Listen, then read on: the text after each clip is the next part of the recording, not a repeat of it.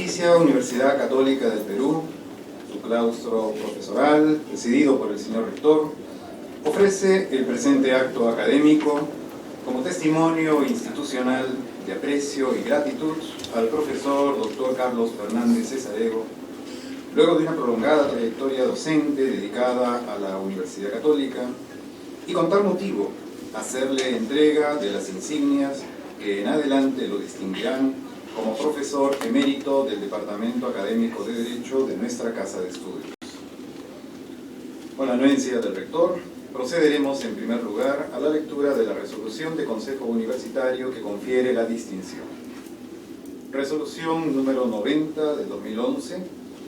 El Consejo Universitario, vista la propuesta de nombrar profesor emérito del Departamento Académico de Derecho de la Pontificia Universidad Católica del Perú, al doctor Carlos Fernández Cesarego, presentada por el decano de la Facultad de Derecho y la jefatura del Departamento Académico de Derecho, considerando que el doctor Carlos Fernández Cesarego ha realizado un prolongado y meritorio ejercicio de la docencia en nuestra Casa de Estudios como profesor en los antiguos programas de Letras y de Ciencias Económicas y como profesor principal del Departamento Académico de Derecho, que merced a su amplia y ejemplar actividad en la docencia y la investigación académica, el doctor Fernández Cesarego ha comunicado a numerosas generaciones de alumnos de la Facultad de Derecho de la Universidad el ejemplo de su profunda y fértil vocación por los estudios jurídicos, que aparte de la cátedra, el doctor Fernández Cesarego ha enriquecido el saber jurídico de nuestra Casa de Estudios y del Perú con la divulgación de su ingente acervo de investigaciones jurídicas,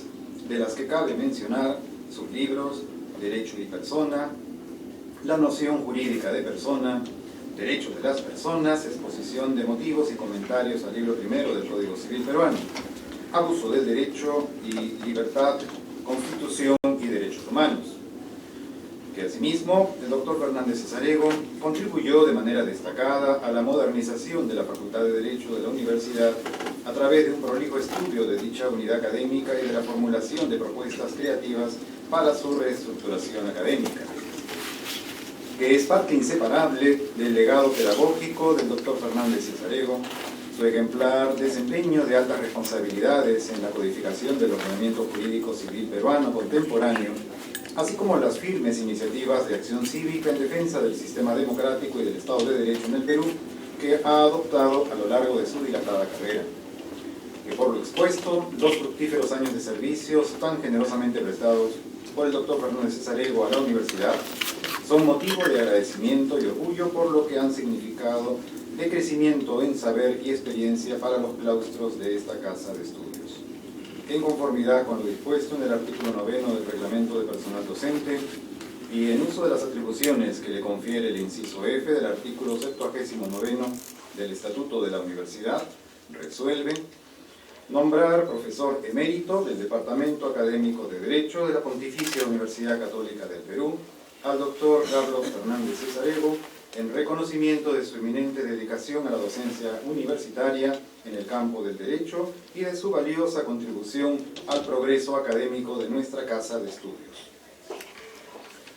Regístrese, comuníquese y archívese Lima, 11 de mayo del 2011. Enseguida, escuchemos las palabras del doctor Walter Albán, decano de la Facultad de Derecho. Gracias, muy buenas tardes. Señor rector de la Pontificia Universidad Católica del Perú, doctor Carlos Fernández Cesarego, profesor emérito de esta Casa de Estudios, señor jefe de departamento, doctor Guillermo Boza, y profesor Abraham García Chávarri, y señor secretario general de la Pontificia Universidad Católica del Perú, colegas docentes, señoras y señores, familia del doctor Fernández Cesarego, amigos y amigas que nos acompañan en esta oportunidad. Bueno, quiero comenzar señalando que creo que de alguna manera este acto significa el pago de una deuda que tenía la facultad y que tenía la universidad para con nuestro homenajeado. Pertenezco a una de las promociones que pudieron tener la oportunidad de conocer una facultad distinta y mejor en la década del 70, cuando se había producido esta gran reforma de fines de los 60, que para algunos se ha sintetizado en la denominación de los llamados Wisconsin Boys. Pero precisamente al inicio del año académico 2011, o sea, este año, hubo un panel para recordar lo que fue esa reforma, qué significó, y estaban participando varios de los protagonistas de esta reforma, y en ella entonces hubo una, como siempre, posibilidad de entender o conocer distintas perspectivas, versiones, discusión en varios aspectos, pero coincidencia en una cuestión de fondo. La Facultad de Derecho que tuvimos después de esa reforma fue mejor, largamente mejor que la Facultad de Derecho que existía antes de que se iniciara ese proceso. Y claro, se han hecho reconocimientos en diferentes momentos a quienes han sido, como dije, protagonistas de ese cambio. Y eso también ocurrió a propósito de la celebración de los 90 años de la facultad hace ya un par de años. Pero quedaba pendiente, creo yo, destacar el notable concurso y aporte que hizo a esos cambios Carlos Fernández Cesareo. Su informe en el año 1965 sobre el diagnóstico de la facultad y lo que correspondería hacer si se querían superar todas las deficiencias que en ese momento se podrían haber identificado, yo creo que marcó un hito, fue el punto de inicio de toda esa gran reforma. Y en ese documento que tuve oportunidad de revisar, con una cualidad del doctor Fernández que luego he tenido oportunidad de constatar en diferentes momentos, se expresa una gran visión, una mirada a futuro que probablemente no todos podrían comprender de la misma manera en ese momento. Su capacidad para proyectar no solo lo que toca a las personas, las instituciones, el derecho. Él, por ejemplo, termina señalando de que el cambio tiene que ir más allá de lo que corresponde a un plan de estudios, que había sido la preocupación inicial para convocarlo y para que se elaborara el informe y se pudiera plantear los términos de la reforma. Decía que el proyecto tendría que ser integral y además del plan de estudios revisar, por ejemplo, aspectos vinculados a la organización de la facultad, a los procesos, a la manera en que ésta funcionaba. Tenía además que abordarse el tema de la metodología de enseñanza, que iba de la mano con los nuevos contenidos en los cursos y en las modalidades en los que estos se iban a dictar. Tenía que dársele una importancia especial a la investigación y de manera también relevante había que destacar la necesidad de incorporar a la formación de nuestros estudiantes la proyección social, porque había que tratar de formar profesionales que no solo fueran competentes en los campos en los que tendría que manejarse un abogado, sino que además se trataba de que estén preparados para en un trabajo interdisciplinario puedan aportar a la construcción de una sociedad mejor. Bueno, él fue convocado y había sido convocado por el padre MacGregor, como sabemos, gran impulsor de la modernidad en esta universidad. Y esto ocurrió el año 1965, cuando estábamos precisamente en tratos con la Fundación Ford, para que ésta pudiera aportar al desarrollo de la universidad en diferentes disciplinas. En ese momento él ya era un prestigiado profesor en San Marcos y acababa además de dejar el Ministerio de Justicia, donde tuvo una permanencia relativamente corta, pero de gran relevancia porque se hicieron muchas cosas interesantes. Estaba revisando precisamente algo en torno a eso, y más allá, por ejemplo, del trabajo en el tema penitenciario, está la creación precisamente presidente de la Comisión para reformar el Código Civil de 1936, que fue la que finalmente nos ha aportado el Código Civil de 1984. Él pudo tener, y por eso fue que el padre MacGregor lo convocó, una mirada objetiva, ajena a presiones, a tratar de evaluar a fondo algo que sin duda era muy importante, pero que costaba poder apreciar desde dentro. Sin embargo, él ya había ejercido la docencia en esta universidad, y aquí lo hizo además por primera vez, y esto sí lo hemos comentado en algún momento, enseñando el curso de Sociología Peruana en las facultades de Letras y la de Economía, y esto ya había ocurrido en 1951 hasta 1955. Pero en 1966 entonces también se incorporó a la docencia en esta facultad con el curso de Personas, y él ha dictado en diversas instituciones universitarias, como sabemos, San Marcos, la Universidad de Lima, la Universidad San Martín. No voy a detenerme en su obra porque creo que todos somos conscientes de cuánto ha producido, lo vasto, lo extenso, pero sobre todo la calidad de su producción académica, con grandes aportes, con elementos muy creativos que ciertamente lo han hecho destacar tanto en el plano nacional como internacionalmente. Él ha contribuido como pocos al desarrollo del conocimiento jurídico y a la idea de un derecho que va más allá de su sola dimensión normativa, tema que ciertamente antes no todos, o diríamos la gran mayoría, no compartían. Pero además sus enseñanzas han ido en aspectos o dimensiones distintas a las aulas y a la vida de la universidad. En el mundo profesional, como lo destaca en una exposición que hizo el doctor Domingo García Belaunde en el Colegio de Abogados, es calificado pues como uno de los profesionales más brillantes, exitosos en el ejercicio, porque lo hizo desde que prácticamente egresó de las aulas y hasta casi fines de la década del 70. Abogado de gran trayectoria, de reconocida trayectoria, y esa performance ha sido muy destacada y ha permitido que sucesivas generaciones de quienes tuvimos la oportunidad de aprender a su lado también podamos sentir esa pasión y esa sensación tan grata de ejercer la profesión dentro de determinados lineamientos y con determinada también proyección de lo que esto implica para la sociedad en su conjunto.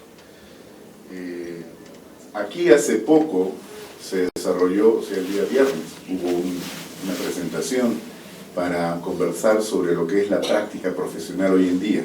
Entonces se hablaba de ámbitos en la práctica en el Estado, en lo que son las corporaciones, también ONGs y por supuesto los estudios profesionales.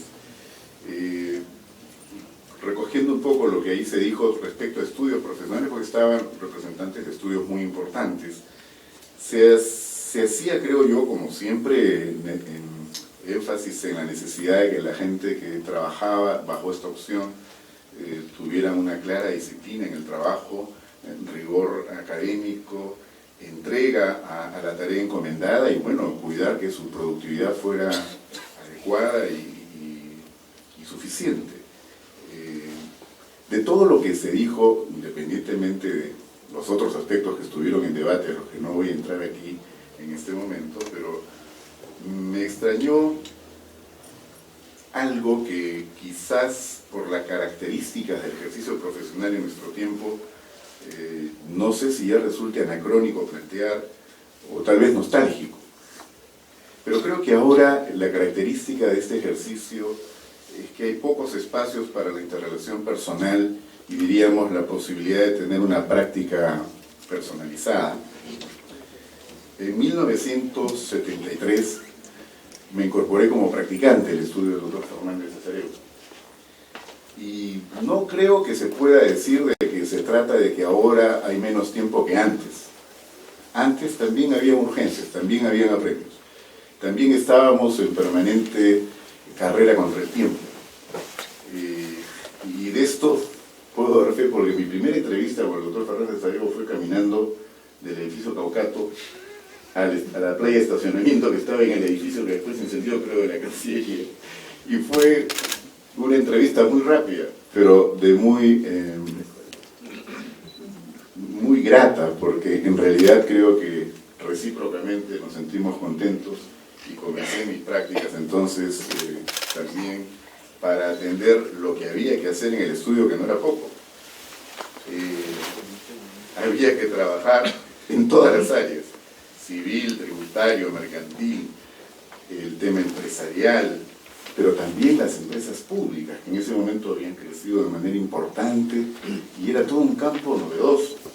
El doctor Fernández participaba en varios directorios, además de ser asesor de varias de estas empresas.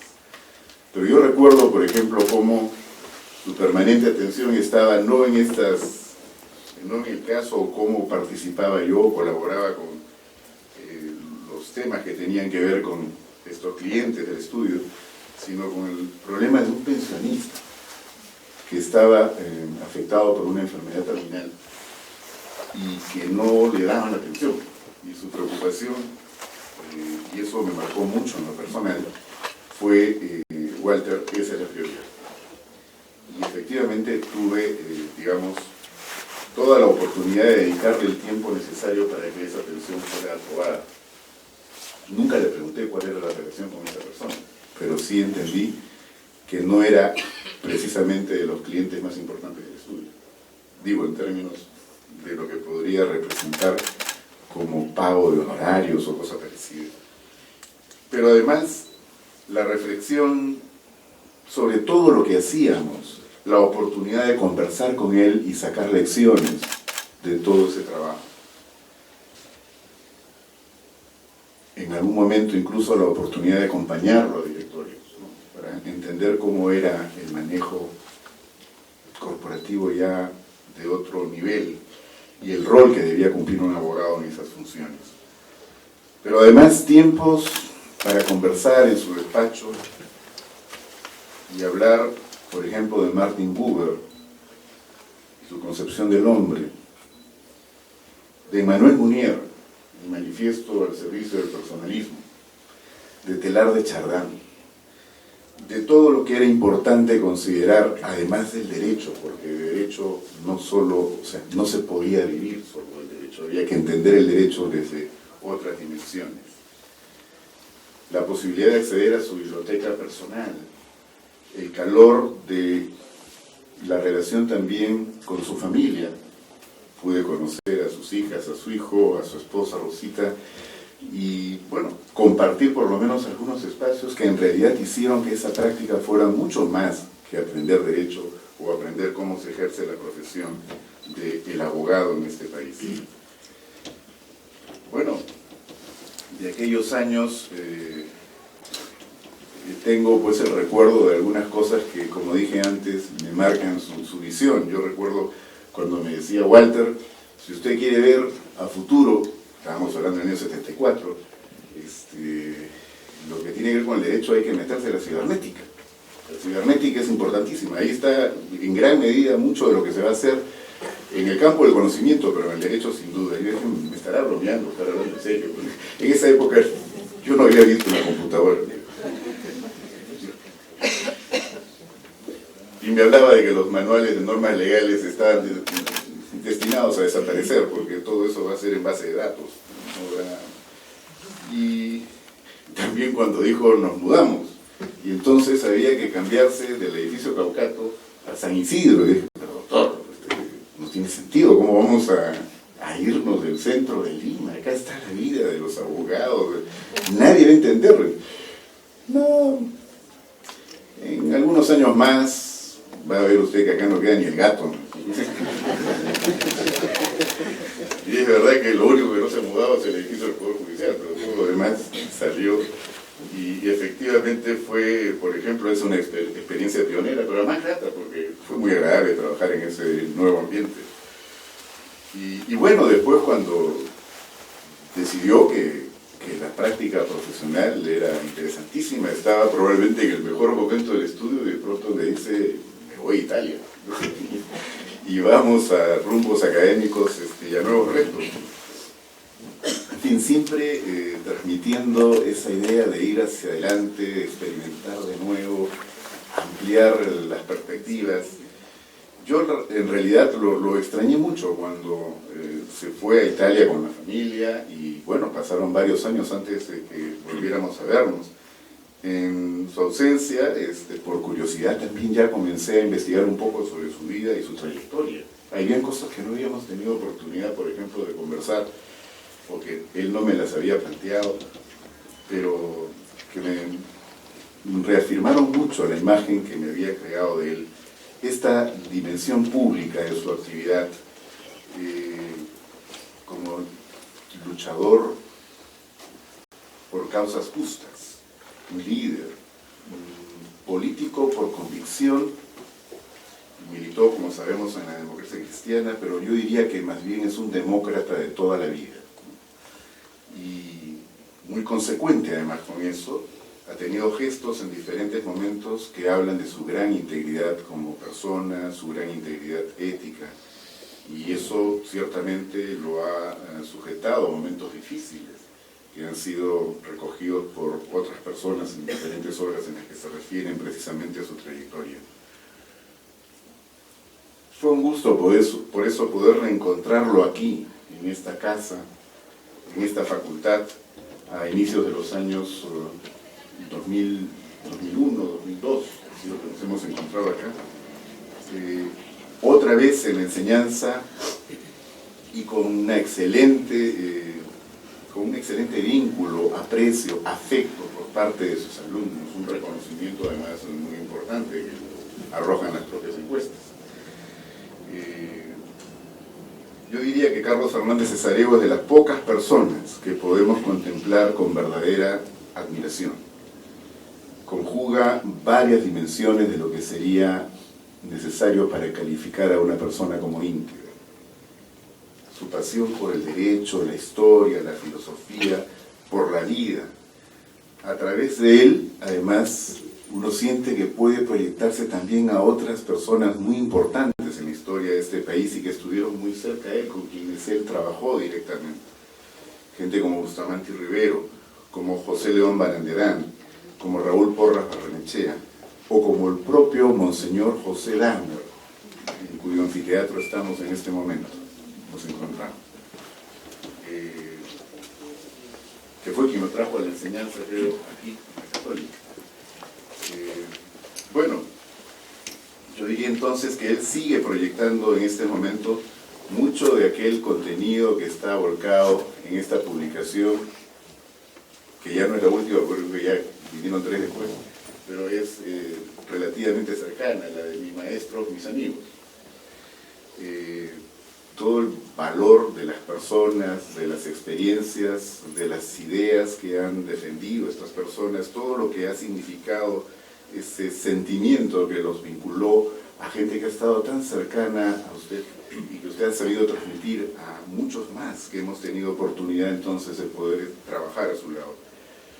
Creo que esto nos habla pues de alguien que todo el tiempo está produciendo, todo el tiempo está asumiendo nuevos retos, haciéndonos ver que el reto del conocimiento es permanente y que se trata de asumirlo sin descuidar lo que forma parte de una realidad que también demanda que tengamos alguna actitud, alguna proyección, algún compromiso con los problemas que allí encontramos. Al inicio entonces de estas palabras dije que había una deuda. Claro que era una expresión simbólica, porque nunca le podremos pagar lo que él ha aportado al país y en este caso a esta universidad. Pero lo que sí podemos hacer es un reconocimiento importante y decirle gracias, Carlos Fernández Cesareo, por todo lo que nos dio ayer, por todo lo que nos da hoy, por todo lo que nos dará mañana. Y estoy seguro que en este En este saludo reflejo lo que es el sentimiento de las anteriores generaciones y de las futuras. Muchísimas gracias.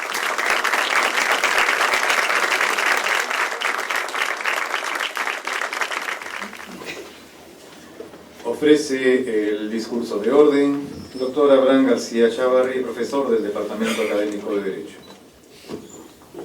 Señor doctor Marcial Rubio Correa, rector de la Pontificia Universidad Católica del Perú. Señor doctor Carlos Fernández Cesarego, querido maestro, profesor emérito de la Pontificia Universidad Católica del Perú. Doctor Walter Albán Peralta, decano de nuestra Facultad de Derecho. Doctor Guillermo Bozapró, jefe del Departamento Académico de Derecho de nuestra universidad. Doctor René Ortiz Caballero, secretario general de la universidad. Señoras y señores profesores, señoras y señores, muy querido maestro, me encuentro muy emocionado al estar frente a usted en esta ocasión, en la cual nuestra casa de estudios le rinde este merecido homenaje. Y como le repito, me encuentro emocionado, voy a permitirme leer unas breves líneas. Sin duda ninguna, don Carlos Fernández Cesarego es nuestro más creativo jurista y el de mayor trascendencia internacional. El reconocimiento de su valía y de sus aportes a nuestra disciplina ha traspasado desde hace mucho nuestras fronteras. Y eso, en un medio como el nuestro, usted lo conoce, también le trae algunos problemas. Sus investigaciones y creaciones jurídicas, que detallaré brevemente en este texto, su forma de entender el derecho desde una sólida mirada de sus presupuestos teóricos y filosóficos, su preocupación por la protección preventiva, unitaria e integral, para utilizar sus propios términos, del ser libertad, como él entiende al ser humano, también desde la filosofía de la existencia, han sido siempre y lo siguen siendo sus permanentes preocupaciones, el centro de sus intereses, el motivo incesante de sus reflexiones. En 1988 escribió El derecho, instrumento de liberación, texto que después fue recogido en una publicación suya editada por la editorial San Marcos. Este texto me parece fundamental y allí dice don Carlos: el derecho es así, debe ser liberador. La principal función del derecho es asegurar mediante la justicia y la seguridad el que cada hombre, y con él toda la comunidad, se realice y no se frustre. El prius del derecho, dice, es la libertad. En un texto reciente, en un libro homenaje a su amigo, el maestro Atilio Aníbal Alterini, dice además: la libertad del ser humano, tanto ontológica como fenoménica, se constituye como la finalidad del derecho. La justicia y los demás valores son instrumentos indispensables para que la libertad pueda ser realmente vivida por todos los ciudadanos, para lo cual se requiere igualdad de oportunidades y de opciones que permitan el cumplimiento de los respectivos proyectos de vida. Sus múltiples facetas y las múltiples y variadas dimensiones de don Carlos, en todas ellas se puede apreciar como signo distintivo, claro, su compromiso por la protección de la libertad del ser humano.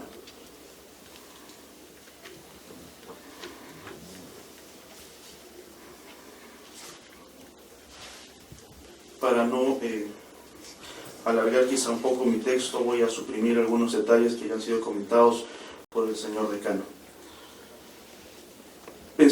Nos contaba, cuando tuve la oportunidad de participar en un seminario extracurricular que dictó en el primer semestre del año 2004, decía el maestro Carlos Fernández Cesarego que pensaba estudiar ingeniería civil y que en aquella época se decía estaba todo por construir y ya estaba casi a puertas de iniciar esa aventura.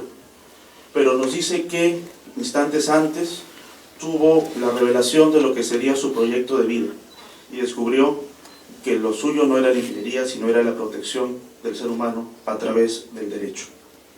Así ingresó a la Universidad de San Marcos, estudió letras y paralelamente 2 años después estudió Derecho.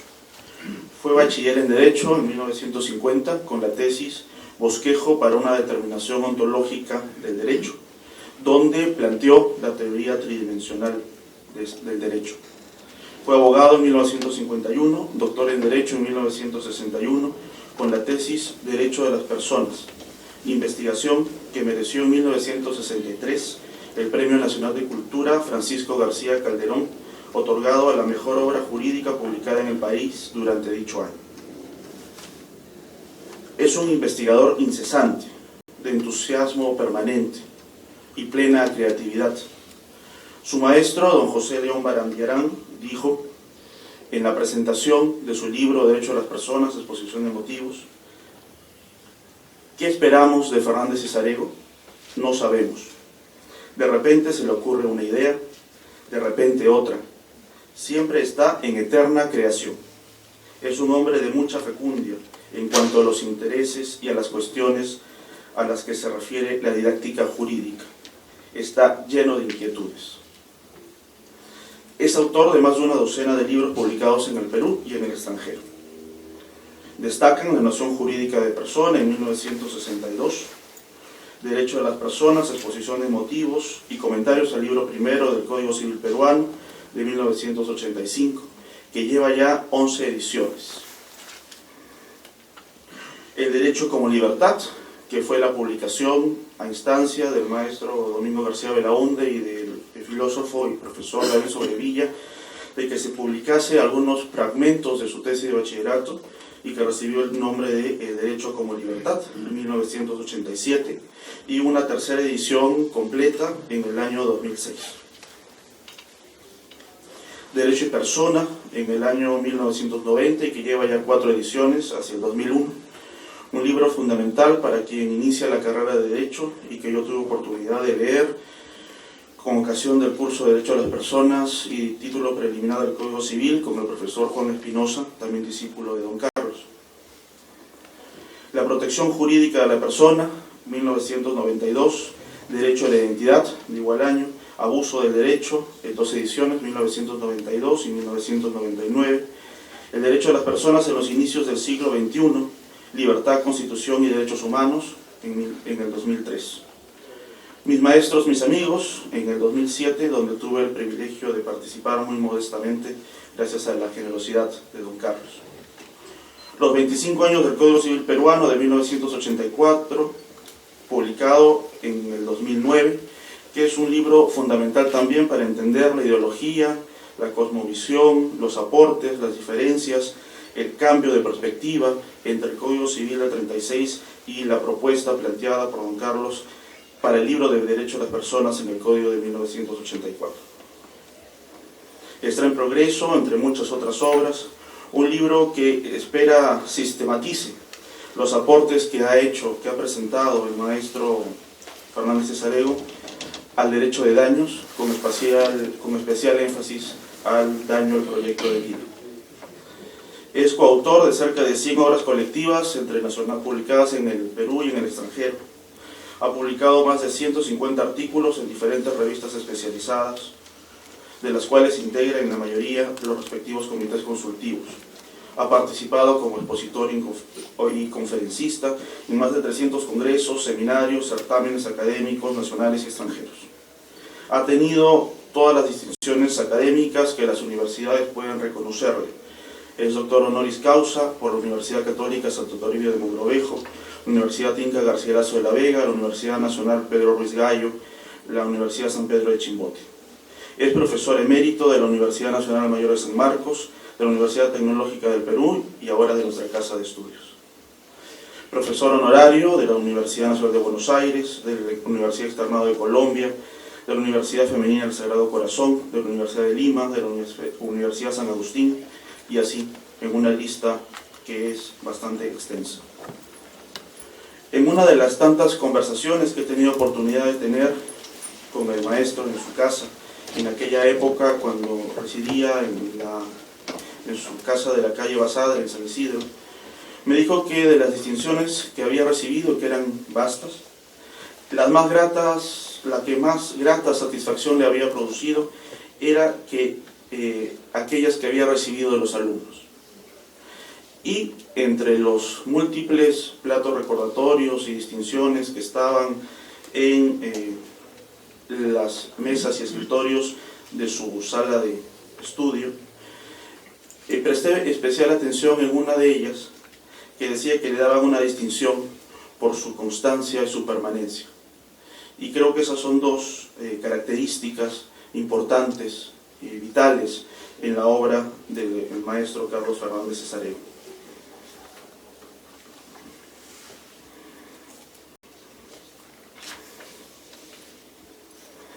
Como recordó el doctor Walter Albán, además de la docencia, don Carlos Fernández Cesareo también ha prestado importantes servicios al Estado, ha sido ministro de Justicia, y de ese despacho se preocupó por la protección del ser humano cuya libertad se encuentra restringida, no privada, como él precisa, sino restringida. Igualmente, siendo ministro de Justicia, propuso la creación de la Comisión de Reforma del Código Civil Peruano, al cual ya se ha hecho referencia.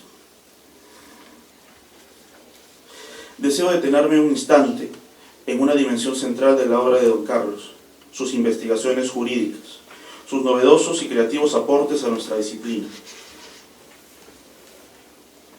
Voy a solamente destacar y mencionar los temas que han motivado la atención del maestro durante su recorrido académico. La primera, una investigación sobre el objeto de estudio y la finalidad del derecho. Entre 1945 y 1949, don Carlos concibió la teoría tridimensional del derecho, que sin duda significa una nueva concepción de entender el objeto de estudio de esta disciplina, y que nació, como él cuenta, desde su inconformidad respecto de la tesis según la cual el derecho solamente era un conjunto de normas. Para don Carlos, el derecho es la interacción dinámica de las tres dimensiones: existencial, sociológica, la axiológica y la normativa. Ninguna por sí misma es el objeto del derecho. Sin embargo, no puede faltar ninguna de ellas en cuanto se alude a esta disciplina. También ha prestado atención a la naturaleza de la persona humana. Ha señalado que se tiene como finalidad fundamentar el derecho de las personas, precisando, hasta donde sea posible, las características del ente a ser protegido por el derecho. Se insiste en la necesidad de proteger adecuadamente al ser humano, pues mal se puede tutelar jurídicamente lo que no se conoce o lo que se conoce insuficientemente. Para don Carlos, el ser humano es ser libertad. También ha sido motivo de investigaciones el sentido o la razón de ser del derecho para la vida humana. Concluye que el sentido del derecho no es otro que la protección de la libertad, a fin de que la persona pueda ejercerla y cumplir con su particular proyecto de vida. También ha brindado atención al concepto de persona, y como resultado de esa investigación estableció clarísimas distinciones entre las nociones de ser humano, hombre, personalidad, capacidad, sujeto de derecho. Precisamente sobre esto último, sobre el concepto de sujeto de derecho, desarrolló una investigación destinada a fundamentar la existencia de 4 diferentes sujetos de derecho en vez de los 2 clásicos tradicionales que existían, como eran la persona natural y la persona jurídica. También ha brindado atención al tratamiento jurídico del concebido. En sus investigaciones se sostiene y concluye que el concebido es un sujeto de derecho en cuanto ser humano, desde el instante de la singamia hasta el nacimiento. Y en este momento aparece un nuevo ser humano con su respectiva clave genética. También ha desarrollado con énfasis la protección a la persona de una manera integral y permanente. De allí sus investigaciones sobre el daño a la persona, que desarrolla y se sistematiza en un congreso en 1985, el Código Civil Peruano y el Sistema Jurídico Latinoamericano. En ese mismo punto ha brindado también particular énfasis en la necesidad de distinguir debidamente aquello que se conoce como daño moral, para entenderlo en un daño psicológico no patológico, ya que, como él señala, el agravio a los principios morales de una persona tiene como consecuencia un daño que afecta a la esfera emocional del sujeto, produciendo variados sentimientos como indignación, rabia, sufrimiento, pero en estricto no se puede dañar la moral. Fundamentalmente, su intención es la de presentar la propuesta suya, es la del daño al proyecto de vida o el daño a la libertad fenoménica, que es la más importante conclusión de estas investigaciones que ha destinado respecto de la protección a la persona. Investigación que ha sido asumida a su vez por la Corte Interamericana de Derechos Humanos, de los cuales da cuenta, por ejemplo, la profesora Ana Salado Osuna, una profesora española, donde comenta y desarrolla los casos vistos por la Corte Interamericana, donde se utiliza y se recurre a esta figura de daño al proyecto de vida. Igual ha sido motivo de una tesis por un también discípulo suyo, Joel Díaz Cáceda, que desarrolló el daño al proyecto de vida y el daño a la persona, una aproximación desde la obra de Fernández Cesarejo. También ha prestado atención al tema de la identidad personal, en la necesidad de establecer una distinción entre la tradicional identidad estática y la nueva concepción sobre la identidad dinámica, lo que amplía y enriquece esta noción y amplía también su frontera conceptual. Inclusive, además, ha brindado también atención dentro de sus investigaciones a los temas como la persona jurídica, los conceptos de capacidad de goce y capacidad de ejercicio, la inexistencia del concepto de antijuridicidad, las dificultades del concepto de autonomía de la voluntad, la naturaleza jurídica de la empresa, la figura del abuso de derecho, los alcances del término privación de la libertad personal, las investigaciones sobre la clonación humana y, como él mismo señala, que el clon es un imposible ontológico desde su concepción de ser libertad del ser humano. La relación con nuestra querida universidad data de 1951, como notaba el doctor Albán, profesor del curso de Sociología Peruana en las Facultades de Letras y Economía de la Universidad Católica entre el 51 y el 55. El 65 fue convocado por el padre MacGregor para formular el proyecto de bases al cual ha hecho mención ya nuestro decano. Conocí a don Carlos en marzo del 2004. Con mi amigo Cristian Donaire nos matriculamos en el curso que él dictaba 2 semestres antes, de Teoría General del Derecho Civil. Lamentablemente el curso se cerró y con él nuestras ilusiones de tener a Fernández Cesarevo como profesor. Sin embargo, se cerró el curso, pero se abrió un seminario extracurricular. Él convocó a Liliana Muguerza y ella nos convocó a su vez para tener sesiones de 2 horas a la semana en las oficinas del Departamento Académico de Derecho, donde discutíamos los puntos que él desarrollaba en su clase, y a partir de allí pude tener más contacto con él. Un día, al final de unas sesiones, mientras bajaba las escaleras del Departamento de Derecho, le entregué el primer ejemplar de la revista Foro Jurídico, una revista que acababa de fundar con unos amigos y que todavía se mantiene y va a cumplir 10 años.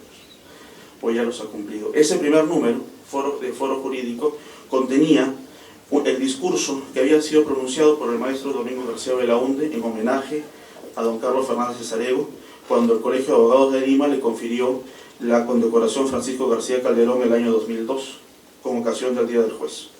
Le entregué el ejemplar y aproveché a su vez de pedirle una contribución a través de un artículo o un comentario para el siguiente número de la revista.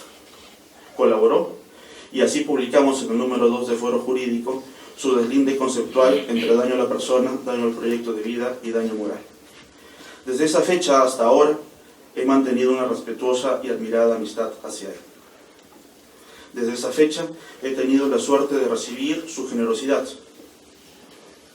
Gracias a él, por ejemplo, pude tener algunos ingresos adicionales cuando pobre estudiante universitario, y más aún con intenciones de pobre profesor de Derecho Constitucional.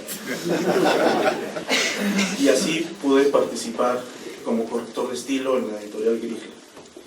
También he sido objeto de su preocupación y de algunos correos electrónicos donde, de manera a su estilo, de manera muy perspicaz, me llamaba un poco la atención por demorarme con la tesis para obtener el título de abogado, y donde me decía que si es que ya había pensado en seguir una maestría, porque los estudios demandan ese tipo de exigencias. Desde esa fecha también he sido afortunado por los obsequios de sus libros. Me obsequió, me regaló los que había publicado, y he tenido después la suerte de colaborar en algunos, muy brevemente. En una ocasión, cuando lo frecuenté en su casa de San Isidro, me regaló cerca de 8 libros, y yo salí cargado con un paquete. Él me dijo que solo me autografiaba el primero, para que pudiera disponer más fácilmente de los demás.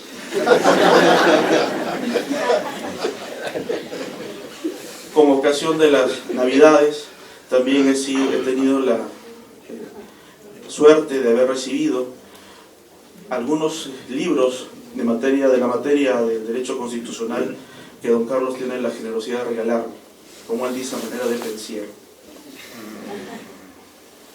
En 2004, luego de haber tenido acceso a textos no necesariamente jurídicos de don Carlos, le sugerí humildemente recopilarlos en un solo volumen, para, usando la imagen del poeta Antonio Cisneros, salvarlos de la dispersión y del olvido. Luego de pensar un poco, don Carlos accedió.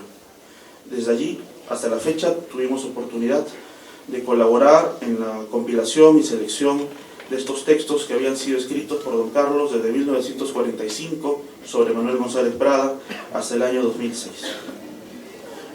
Y tuve el inmerecido honor de que me hiciera cargo del prólogo, lo que me asustó sobremanera. Los libros son largas cartas para los amigos, recuerda el filósofo Sloterdijk. Precisamente utilizaba esa figura para recordar y para demostrar que este libro, mis maestros, mis amigos, recoge estos bocetos, estas semblanzas de quienes fueron sus distinguidos maestros y sus queridos amigos. Entre ellos, Fernando Tola, Rafael Altamira, Francisco Miro Quesada Cantuarias, José Luis Bustamante Rivero, Raúl Porras Barrenechea, José León Barandiarán, Jorge Basadre, Domingo García Rada, Max Arias Schreiber, Felipe MacGregor, Luis Jaime Cisneros. En su casa de La Molina, una mañana de un sábado de 2005, mientras realizaba algunas entrevistas para hacer el prólogo, él me dijo que podía decir que le conocía y que era su amigo. Y me dijo, usted puede decir que soy su amigo y esta es una amistad vertical. Como no entendí muy bien, me dijo que había amistades verticales y horizontales y que esta era una amistad vertical.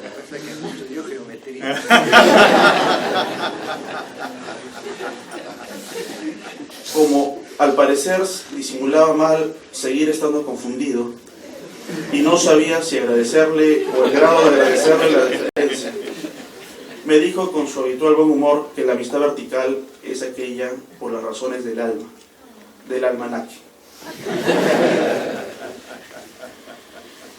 Como recordó el profesor Garatea cuando confirieron al doctor Luis Jaime Cisneros, amigo de don Carlos, la distinción de profesor emérito de la PUC, el profesor Cisneros había señalado al padre MacGregor, también amigo de don Carlos, que la universidad no es nunca obra de una persona, sino de una vasta comunidad de hombres.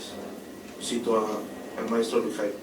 Somos muchos, con distinto empuje, con variado corazón, con ideas tal vez encontradas, unidos solo con la verdad, que se llama enseñanza, que se llama conocimiento, que se llama investigación y que se realiza siempre necesariamente, debo decirlo 2 veces, necesariamente con desinterés, con empeño, sin intriga, sin rencores, con amor. Y esto, sobre todo ahora, que parecen cernirse en no buenas intenciones sobre nuestra querida alma mater, cobra especial actualidad y valor. Termino el texto como comencé, con las palabras de don Carlos. La lucha por el derecho es una batalla continua, inacabable, por la liberación de cada hombre en sociedad. Toda la obra de don Carlos ha sido, será una batalla continua e inacabable por la protección de la libertad del ser humano. Debo a la generosidad del señor decano de la facultad, doctor Walter Peralta, y a la aquiescencia de nuestro querido maestro y profesor emérito, don Carlos Fernández Cesareo, el que me hayan permitido compartir con ustedes estas breves líneas. Muchas gracias.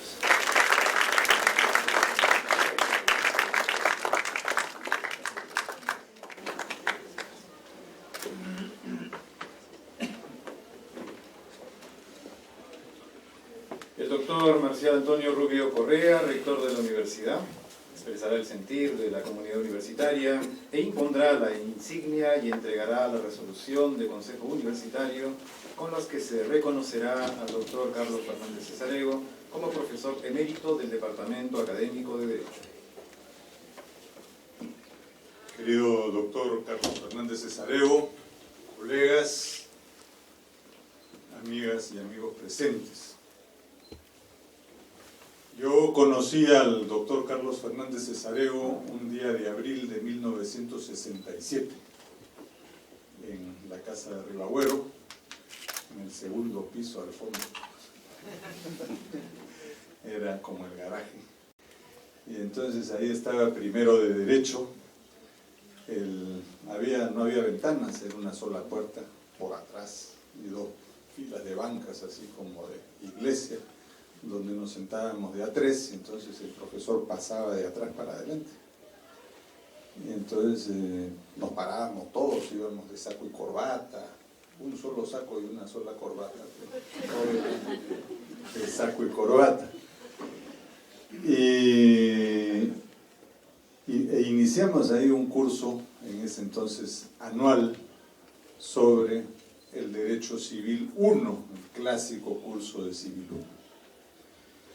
Que tenía una composición muy extraña con el doctor Fernández Cesareo, porque normalmente eran cursos que trabajaban mucho el código del artículo, el título preliminar y luego del artículo 1 al artículo 60 y tantos, no sé, yo estudié el código del 36 con el 84, de manera que ya no me acuerdo hasta qué artículo era. Pero con él no era así, con él había permanentemente una discusión de muy distintas cosas.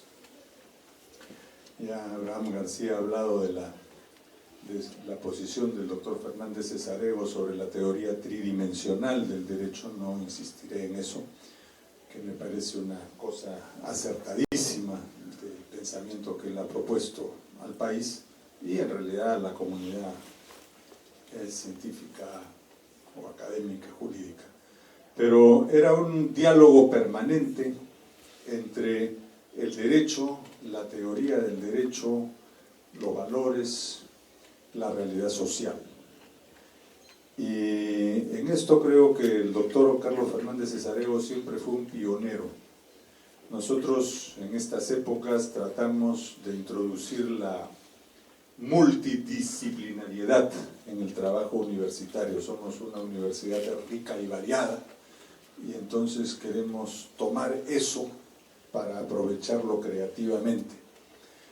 Y cada vez que a mí me toca, por el cargo que tengo en estos años, el trabajar sobre la multidisciplinariedad y convencer a los monodisciplinares que no sean monos, entonces, porque más o menos de eso se trata ese esfuerzo. Me acuerdo mucho de don Carlos y de la muy variada expresión académica y espiritual que tenía cuando nos enseñaba. Creo que él es un ejemplo para todos nosotros y por eso le damos el profesorado emérito. Yo quisiera explicarles a ustedes que cuando nosotros queremos distinguir a un profesor, hacerlo ejemplo para todos nuestros alumnos y de alguna manera pedirle que se quede en la comunidad académica, lo hacemos profesor emérito. Nunca la universidad no tiene costumbre de darle el doctorado honoris causa a un maestro de esta casa. Por eso esto no es un honoris causa, debería ser. Pero tratamos de guardar la sencillez. Ustedes ven que la medalla del rector es la misma medalla que usamos todos, es la misma medalla y la misma cinta, no hay diferentes colores. Ese es el sentido austero que introdujeron en la universidad los fundadores y las antiguas autoridades, y que nosotros mantenemos con un cierto orgullo y con una cierta simpleza. Por eso, este no es un honoris causa, pero un profesorado emérito, es decirle, doctor Fernández Cesareo, queremos que usted se quede aquí como un ejemplo, conviviendo con nosotros hasta siempre. El doctor Fernández Cesareo, ya quienes me han antecedido en el uso de la palabra, sin duda lo conocen mejor que yo cotidianamente, han dicho mucho de él, yo no voy a repetir, pero quisiera decir algunas cosas. ¿Por qué creemos que el doctor Carlos Fernández Cesareo es un ejemplo para los alumnos? En primer lugar, porque, bueno, esto de la amistad vertical geométrica, yo acostumbro decirlo en el lenguaje común de los chicos, hay pues el tío, ¿no? Yo siempre lo vi construir molinos, buenos molinos, tranquilos, pero molinos. Y eso vale mucho, y por eso digo que más que una amistad vertical, es una fraternidad de hermano mayor. Aparte de la calidad académica, siempre se ocupó de nosotros. Lo ha dicho Abraham en el año 2000. Yo puedo recordar que en el año 1967, el doctor Fernández Cesareo, que era mi profesor, y Domingo, que está aquí sentado, que era director de la revista Temis, como alumno, ustedes se dan cuenta que esto era solo un poco después que Adán mordiera esa fatídica manzana.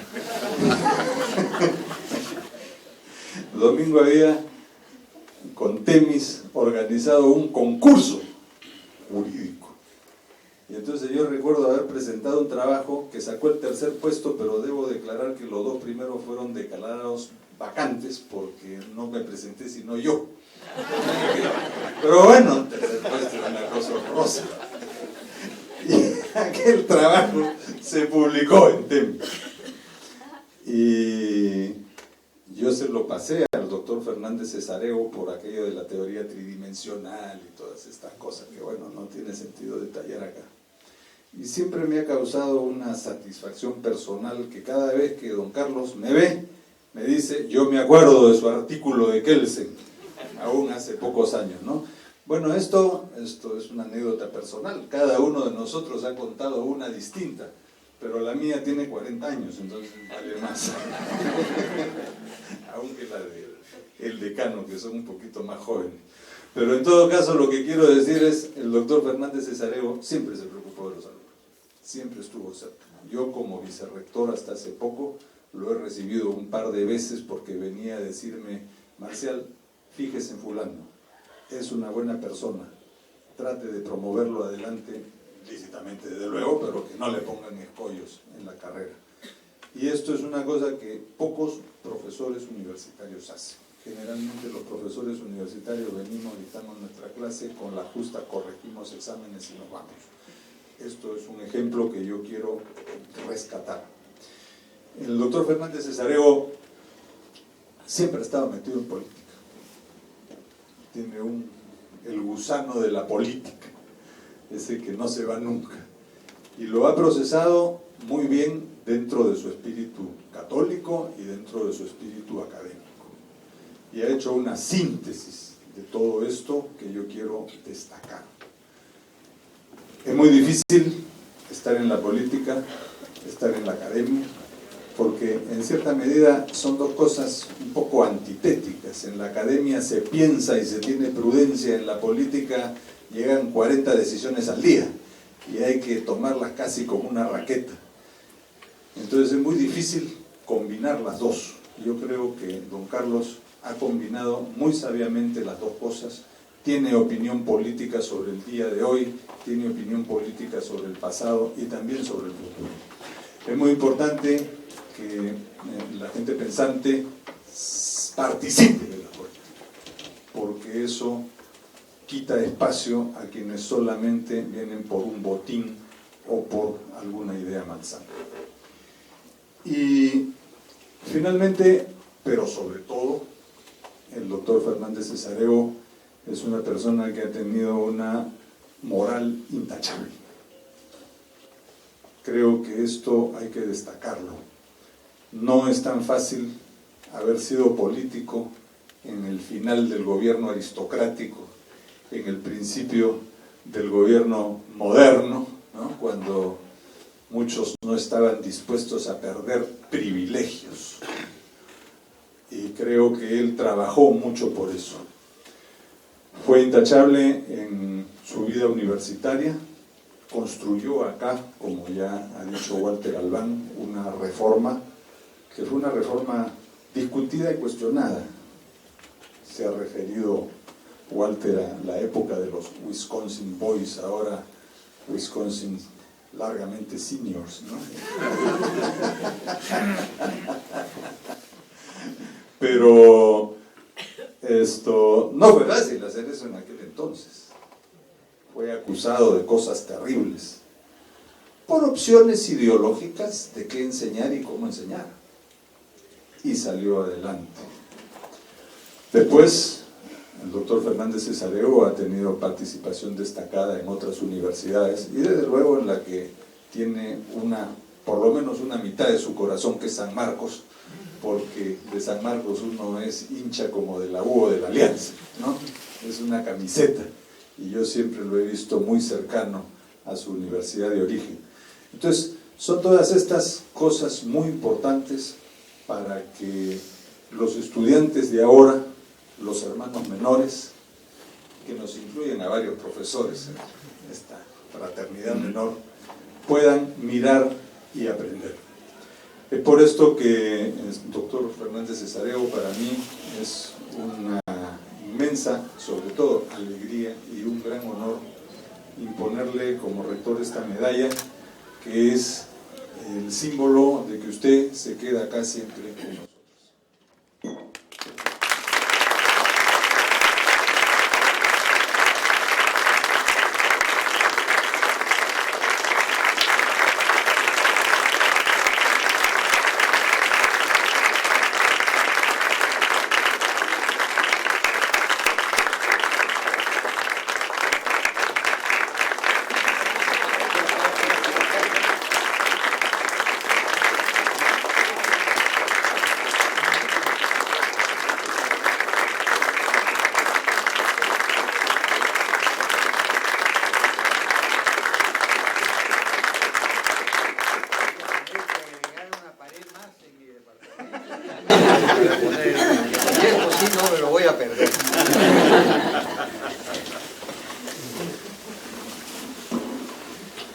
Siguiendo el orden del programa, escuchemos al doctor Carlos Fernández Cesareo, profesor emérito del Departamento Académico de Derecho.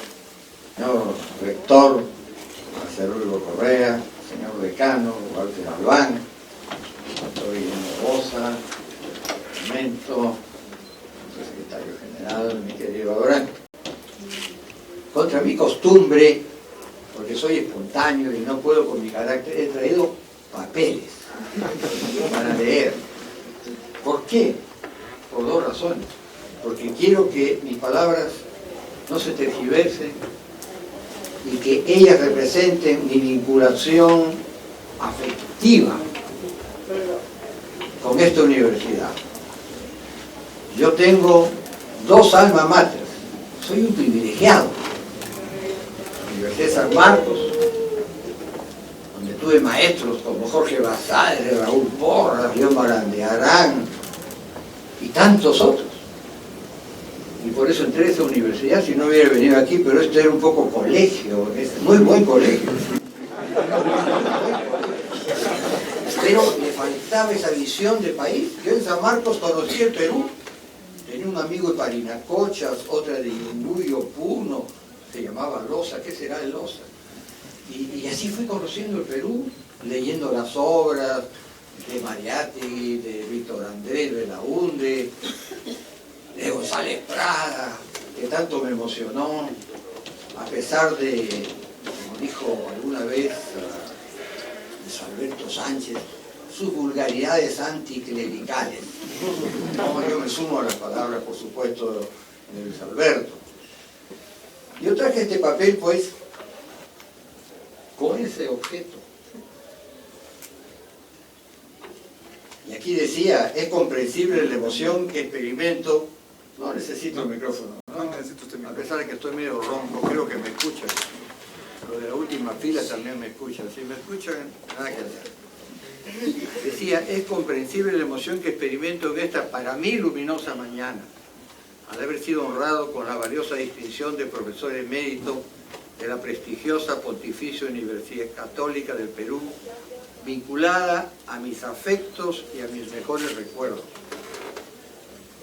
Agradezco viva y hondamente al rector, a los vicerrectores, a los miembros del Consejo Universitario, al decano de la Facultad de Derecho y a los integrantes de su consejo por este reconocimiento que recibo con la humildad de quien gozosamente ha dedicado su vida al cumplimiento de su vocación de profesor y de su inherente deber, aplicándose con dedicación y constancia al estudio y a la investigación para tratar de ofrecer a sus alumnos lo novedoso e innovador de la ciencia jurídica, con sustento en la filosofía, la historia, la sociología, la antropología humana y la ciencia política. El agradecimiento se extiende a mis colegas, profesores que me brindaron amistad y a los innumerables alumnos de varias generaciones que me ayudaron a no desmayar ni claudicar en el esfuerzo desplegado. Ellos me enseñaron, me estimularon y me ofrecieron siempre su desinteresado apoyo y su generoso reconocimiento. A ellos me debo. Ellos fueron el centro de mi afecto y atención.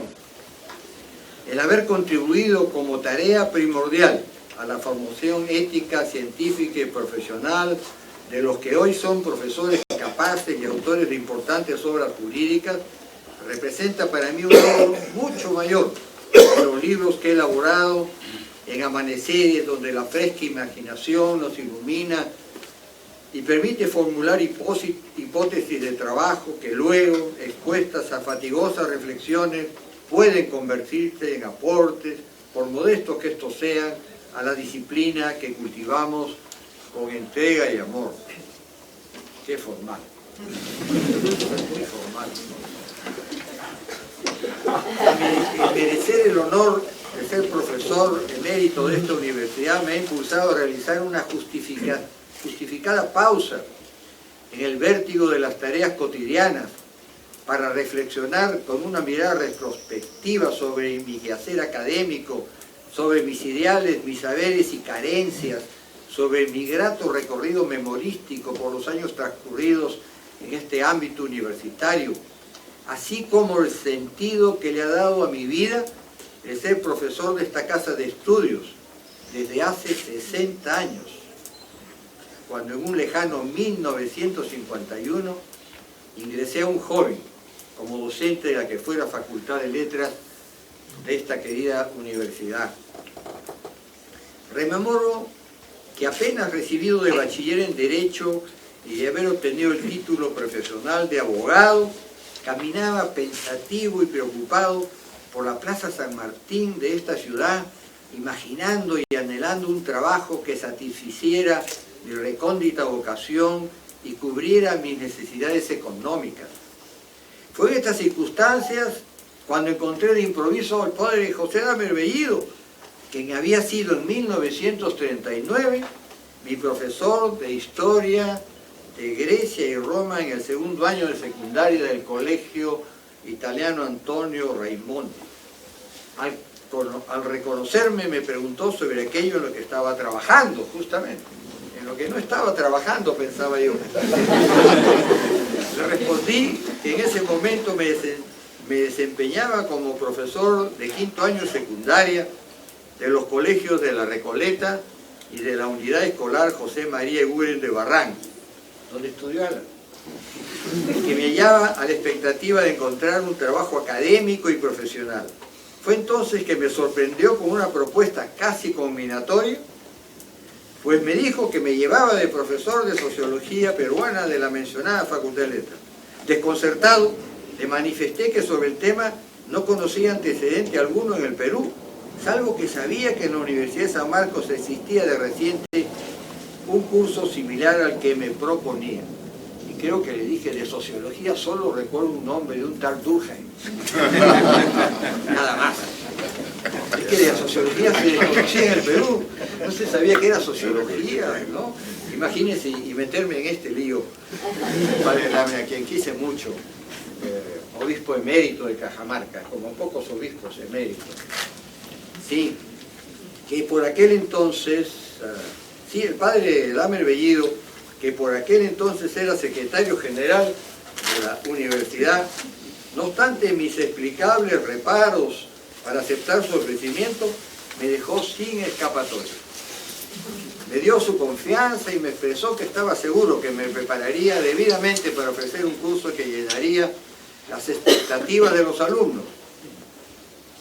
Fue así que me inicié como profesor universitario en esta casa de estudios. Por recién al año siguiente me incorporé como profesor de filosofía de la historia en la Facultad de Letras de San Marcos, a propuesta de Francisco Miro Quesada Cantuaria. Ante dicha circunstancia tuve que formular un programa del curso. Recuerdo haber empezado la enseñanza con la influencia del clima sobre el hombre peruano. Aquí hay alguien que lo recuerda, Raúl Samayoa Armejo, que fue mi alumno por aquellos tiempos. Recuerdo, y claro, consulté, por ejemplo, me valí de las observaciones sobre el clima de Lima de Hipólito Unanue, de la obra de Middendorf y de algún otro tratadista del tema que escapa a mi memoria. Recuerdo de Middendorf, un alemán estudioso, viajero, que decía, ¿cómo se distingue un arequipeño de un limeño? Yo felizmente soy chalaco, así que no soy problema. Decía, los arequipeños tienen la nevada, que es un nerviosismo, son aguerridos, porque hay electricidad en el ambiente, rayos, truenos, hay un volcán con nieve, y en Lima no. En Lima somos pacíficos, tranquilos. Entonces el limeño tiene características distintas por influencia del clima. Esto me ayudó mucho y me sorprendió lo que hoy se llama la influencia del ambiente sobre el hombre. La palabra ambiente en esa época no existía, existía clima, pero más o menos por ahí andaba.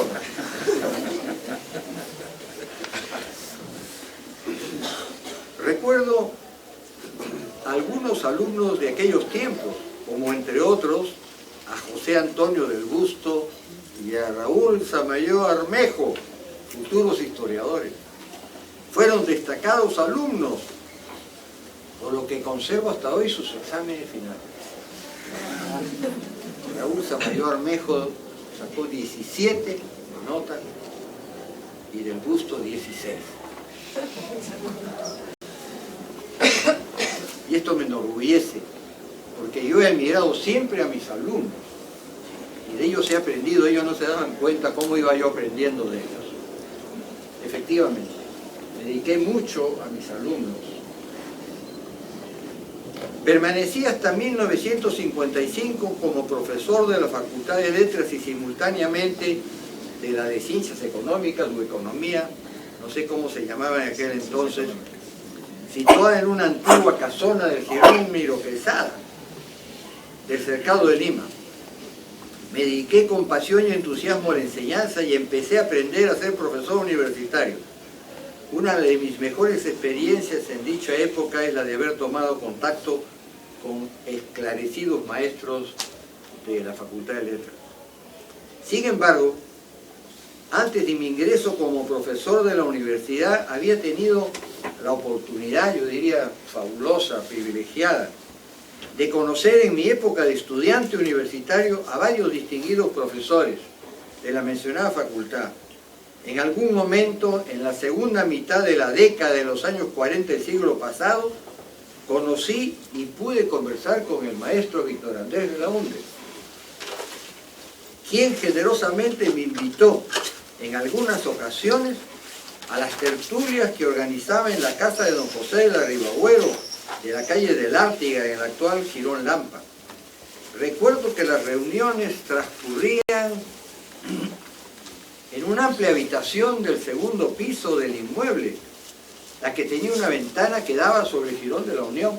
Ahora entonces me doy cuenta que la casa llegaba pues de Lampa hasta el Girón de la Unión, ¿no? Y en esa amplia habitación con una mesa al centro, pues había profesores de gran calidad, y yo era el menor de ellos, pero escuchaba y aprendía.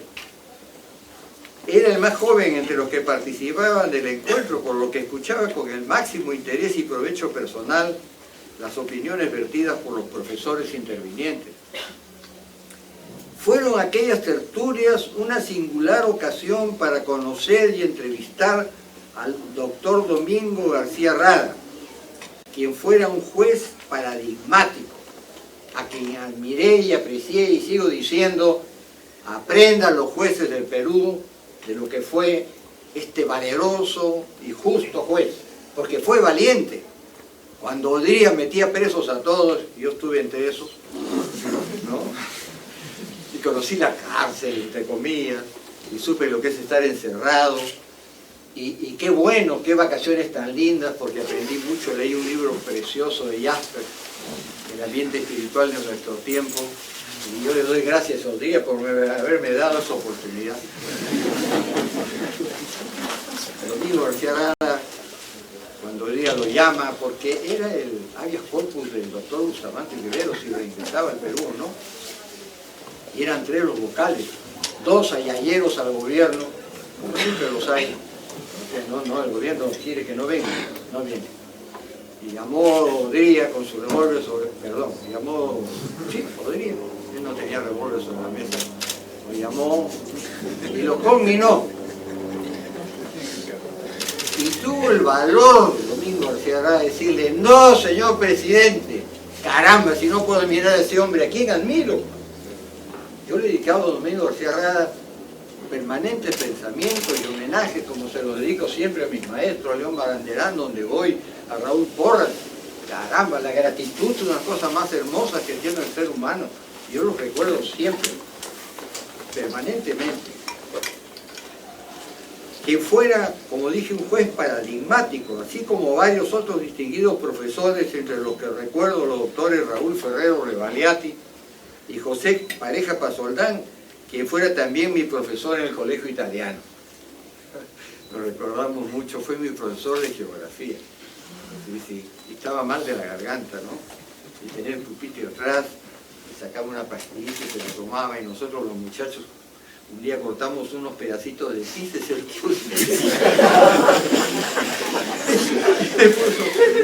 y zapateo de salud, ¿por qué me hacen eso?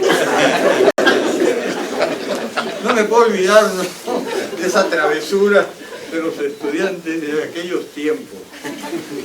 En realidad me arrepiento de todas las travesuras que he cometido, pero fueron, podría decir que fueron muy sanas travesuras, pero travesuras sin duda.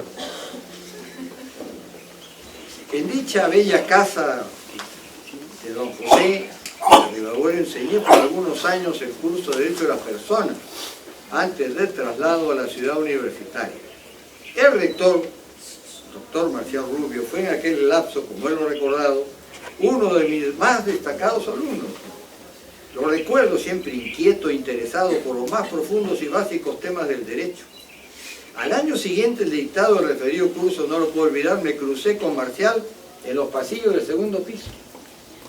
Me detuvo, me refirió que había escrito un artículo sobre Kelsen y me lo entregó. Y él lo ha recordado también, qué buena memoria que tenemos los viejos. Qué bárbaro recordarme ese detalle con Marcial, que no le decíamos Marcial en aquella época, pero como el rector, respeto las investigaciones. Le decía Malulo. Malulo, a quien le tuve afecto y simpatía siempre. A Malulo le decíamos, eso. Tal vez él no lo recuerde, pero en aquel instante vislumbré que estaba frente a un joven con un promisorio futuro académico. No me equivoqué, como no me he equivocado en muchos casos. ¿No? Siempre he cogido los mejores alumnos, me los he llevado al estudio, les he dado clases en el estudio, cómo se investigaba, y esa era mi pasión, formar hombres, formar profesores, no tanto escribir libros, que es un hobby, finalmente uno no tiene nada que hacer, algo tiene que hacer, pues, pero formar hombres es lo más hermoso, ver cómo ellos de jóvenes van destacando en la vida y se van abriendo su propio camino, esa es la mejor recompensa que yo he tenido. Lamentablemente, después de haber ejercido la docencia por 5 años, tuve que alejarme de la Facultad de Letras, pues en 1956 fui convocado, pero antes quisiera recordar el salón de clases. Él no estuvo en mi primera clase en ese salón, no estuvo. Pero efectivamente, uno entraba por la puerta, las carpetas, el profesor estaba allá, y uno pasaba mirando las espaldas de los alumnos, un largo trecho, hasta que llegaba uno al pupitre. Yo recuerdo la primera clase. La primera clase, yo venía de San Marcos, donde los alumnos, entraba el profesor, se paraba. Y yo entré, y los alumnos seguían conversando. Yo agarré mis papeles, agarré mi maletín, y sin decir palabra, me salí. No dije nada, no reproché nada, simplemente me fui. A las 2 horas llegaron los delegados que ya se habían dado cuenta, me pidieron excusas y regresé. Les pedí que no se pararan, pero que sí guardaran silencio, como ahora se dice, apaguen los celulares. Era lo mismo, era el mismo mensaje. Oh. Pues bien, yo no puedo con mi genio, es un problema tener que leer un papel, pero tenía que hacerlo. Pues bien, fui llamado, como dije, para hacerme cargo de la cátedra de Derecho Civil Especial y Comparado que se llevaba a nivel del doctorado. Era el único doctorado que había en Lima, es decir, para mí fue terrible. Tenía aquel entonces 30 años y la magnitud del reto me obligó a concentrar todo mi esfuerzo en indispensables investigaciones y lecturas para cumplir con tan delicado encargo, el que ejercía hasta la década de los años 70 del siglo pasado. Por eso tuve que alejarme de esta casa, porque realmente yo era abogado, me interesaba mucho enseñar en una facultad de Derecho. Por dichos años conocí y traté al padre Felipe Magrego, quien me distinguió encomendándome la cátedra de Derecho Comercial, ojalá no haya ningún profesor acá del curso, en la Universidad del Pacífico, que en aquel tiempo tenía su local en la avenida Nicolás de Piero, la más conocida como La Colmena. El curso no despertó mi interés, que la letra de cambio, que el cheque. No me interesaba mucho el cheque ni la letra de cambio, porque ni he tenido muchos cheques ni he debido mucho, entonces era ese problema, ¿no? Recién tengo que hacerme un psicoanálisis para ver si por ahí andaba esta cosa que el curso no me gustó. El curso no despertó mi interés, por lo que le rogué que me relevara del encargo, lo que en efecto sucedió. Me comprendió el padre Magrego, sí, me dijo, sí. Años después, en 1965, cuando el padre Felipe Magrego ejercía el fecundo rectorado de esta universidad, encabezando su refundación, como se ha destacado acá, me contactó y me honró al encomendarme la comprometedora y nada fácil tarea de preparar una propuesta de bases para la completa reestructuración de la Facultad de Derecho. Cumplido el encargo, y yo me despedía, me dijo, no te puedes ir, tienes que quedarte, profesor, tú has hecho la reforma, no te vas a quedar, y te quedas. Entonces, a pesar de que tenía mucho trabajo en el estudio, muchas empresas, me tuve que dedicar al derecho empresarial en aquellos tiempos, ¿no? Por necesidades no patológicas, económicas. Pues bien, cuando cumplí el encargo, durante mi enseñanza tuve muchos brillantes alumnos, no los puedo mencionar porque son muchos, y no podría hacer un orden jerárquico entre ellos, porque unos han terminado hasta siendo presidente de la República, entre mis alumnos, ¿sí? Ahora lo recuerdo. Y por supuesto, vocales de la Corte Suprema. Ahora cuando voy por la calle me doy cuenta que ya voy a llegar a la base 90. no, pero no por mí, sino por lo que veo, que me dicen el profesor, maestro, les veo la cabellera. Se ríe porque todavía no la tiene así. Tiene derecho a irse, ¿verdad? Pues bien, y me tuve que quedar, pues, y tuve muchos alumnos brillantes que han destacado en el sector público como el privado, ministros, vocales, empresarios maravillosos. Ellos me llenan de satisfacción. Ahora sí me voy a poner un poco serio, porque voy a decir palabras hondamente sentidas, sinceras. Yo he querido ser en mi vida consecuente. No sé si lo he logrado, pero la consecuencia, la amistad, la lealtad es tan importante en la vida que he tratado de ser leal y consecuente con mis ideas, con mis amigos, con mi familia. El haber convivido durante años con el espíritu cristiano católico arraigado en esta universidad y comprobar como que no podía ser de otra manera sin traicionar la esencia de lo que es un centro de estudios superiores, es sede del pensamiento libre, plural, crítico y democrático, respetuoso y tolerante. Me permiten dar fe de hallarnos en una universidad que hace honor a su tradición y cumple con su misión de formación e instrucción de la juventud dentro del pensamiento y la ética cristiana, más allá de las ideas que sus alumnos y sus profesores pudieran poseer, precisamente por reconocer la libertad. Quien sabe que es libre está obligado a reconocer la libertad del otro. Quien no tiene conciencia de que es libre, no respeta. Debo reconocer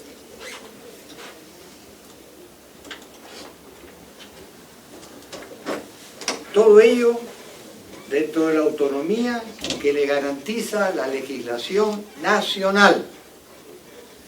Debo reconocer que como docente no encontré en la universidad dificultad alguna para conjugar las dos ideas cardinales de mi vida, Dios y la libertad.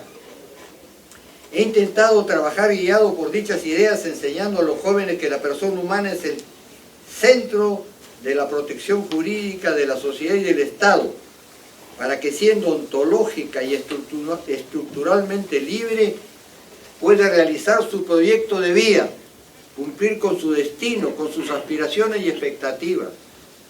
Es lógico y natural que siendo la persona materia de dicha protección, resulte tarea primordial conocer hasta donde ello es posible al sujeto, a tutelar, al ser humano, pues mal se puede proteger y servir a quien se desconoce o se desconoce insuficientemente. Ello nos ha conducido entre el pensamiento y la ética cristiana a impartir una enseñanza sustentada en el humanismo personalista, intentando superar los exacerbados individualismos y patrimonialismos reinantes en el inmediato pasado jurídico. Este es un problema muy interesante que siempre me ha interesado. Y quisiera que este mensaje, ya lo ha recordado Abraham, es que no se puede enseñar derecho sin conocer al sujeto en materia de protección del derecho. ¿Cómo se protege lo que se desconoce o se conoce insuficientemente? Cuando yo fui alumno de Derecho, me decían, el sujeto de derecho es la persona humana. Y pasaban adelante, pero por favor, deténganse en el sujeto de derecho porque regulamos para él, pero ¿cómo es? ¿Quién es? ¿Qué es lo que debemos regular? ¿Qué es lo que debemos de proteger? ¿Es un vaso? ¿Es un ser humano? ¿Qué es? Esta fue mi preocupación.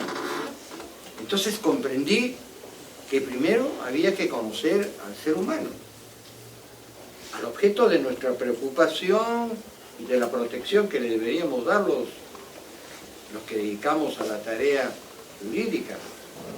Y por eso es que mis estudios de filosofía me sirvieron mucho para penetrar en el ser humano y descubrir o redescubrir, porque siempre andamos en el mundo redescubriendo cosas que lo dijeron antes con distintas palabras. Ahora resulta que Aristóteles ya se había pronunciado sobre el proyecto de vida. Mi hijo me ha mandado el otro día un correo, porque él lee pues estas cosas de ciencia política, y Aristóteles lo decía, y yo no he leído ese libro de Aristóteles, así que para mí ha sido una sorpresa. Por eso no hay Adanes en el mundo, no hay Adanes. Eso que no, yo soy creador, por favor, nadie es Adán. Todos recogemos y aportamos a algo, pues, no modestamente. Y estos aportes de filosofía, pues, me obligaron a penetrar en el hombre y redescubrir, como digo, que la libertad no era como en mis tiempos, se decía algo que venía del exterior, se hablaba de las libertades en plural, nunca en singular. Y así lo decía, creo, las constituciones de aquellos tiempos, la del 33, las libertades. Sí, pero las libertades son de un sujeto que es libre, porque para tener libertades hay que ser libre. Así de simple. Y esto nadie me lo había dicho. Entonces fui penetrando y descubrí que el ser del hombre es libertad. Porque el chimpancé tiene el 80% de genes con el ser humano. ¿Y cuál es mi diferencia con el chimpancé? Simplemente que somos libres, y el chimpancé no. Y somos animales, en eso somos los dos animales, mamíferos. Y cuando alguna vez yo manejaba un auto y cometí un error, alguien me gritó ¡animal!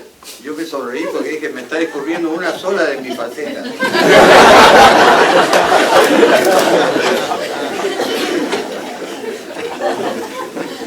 Y somos pues animales, pero la diferencia con el chimpancé, a pesar de somos como primos, ¿no?, del chimpancé, es que nosotros somos libres. Y él no, pero él tiene psiquismo. Mi perro lo tenía, ya es difunto. Mi perro tenía psiquismo, tenía voluntad. Yo decía, siéntate, y el perro se sentaba. ¿Qué es eso si no hay voluntad, por Dios? Y yo llegaba y movía, agitaba la cola y me ponía las patas aquí. ¿Qué es eso? Y me lamía la cara. Eso es un abrazo, eso es un beso, eso es afecto. El perro tiene psiquismo, nosotros también. No nos distinguimos por el psiquismo, no, ni por la razón tampoco, porque el perro es inteligente, sabía las horas que le tocaba comer, etcétera, etcétera. Por supuesto, todo esto es elemental, ¿no? Y a mí me habían dicho, como estudiante, ¿sí?, ¿cómo definía al hombre? Es un ser racional. La razón es el ser del hombre. No, por Dios, la razón la tiene el chimpancé también en cierta medida. No, lo que nos diferencia es la libertad. Y por ser libres tenemos libertad. Y por ser libres nos abrimos al campo del espíritu, que es el campo de los valores. Si uno fuera libre no sabría descubrir entre el bien y el mal. Evidentemente, es el mundo del espíritu. Y para mí se me hizo una complejidad de la relación entre espíritu y libertad, ¿no? Somos libres y somos espirituales. Claro.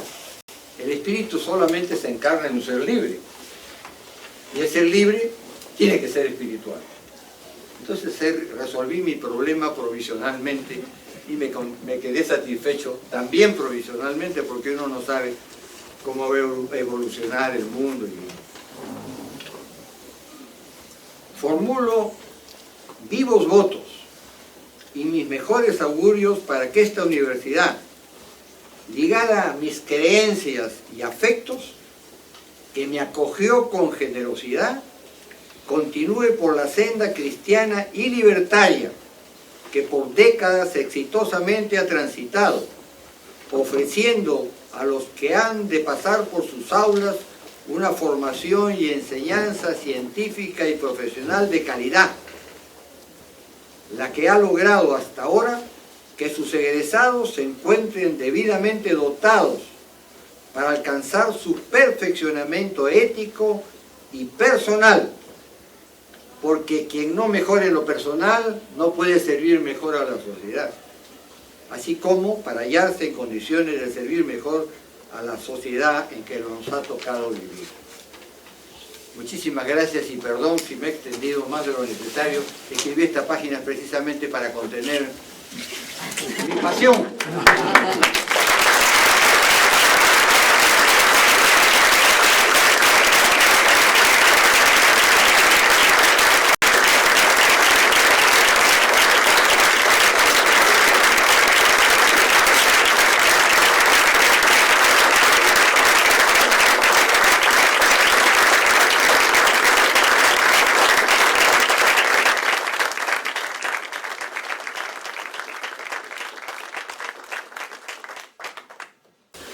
Señoras y señores, el acto académico llega a su fin.